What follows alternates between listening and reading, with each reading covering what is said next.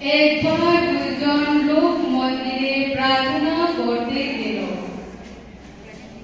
এদের একজন ছিলেন ফরিসি আর একজন ছিল পরগ্রাহক।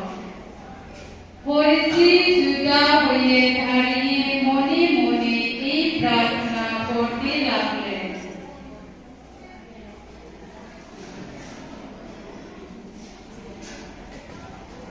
হে ঈশ্বর, তোমাকে ধন্যবাদ, কারণ আমি তো অন্য পাঁচজনের মতো নয়। ওরা তো পরের জিনিস কেড়ে নেয়, যত অন্যায় কাজ করে, ব্যভিচার করে, ওই যে ওর গ্রাহক। আমি তো ওর মতো নয়। আমি সপ্তাহে দুবার উপোস করি আর যা কিছু রোজগার করি তার 10 ভাগ আমি তো নৈবেদ্য দিয়েই থাকি।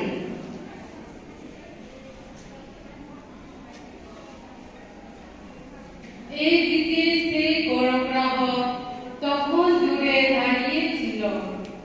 স্বর্গের দিকে চোখ তুলতেও সে ভরসা পাচ্ছিল না, বরং বুক চাপড়াতে সে শুধু বলছিল,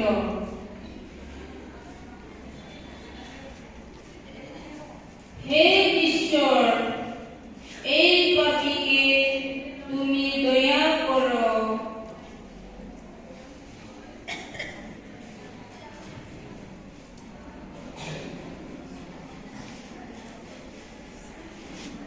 আমি তোমাদের সত্যি বলছি, এই লোকটি ঈশ্বরের ক্ষমা পেয়ে বাড়ি ফিরে গেল।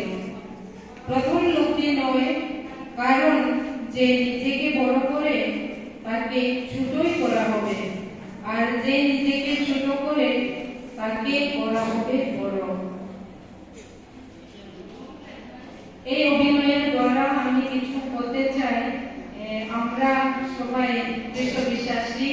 আমরা খ্রিস্ট বিশ্বাসী হিসাবে আমরা যা কিছু কাজ করি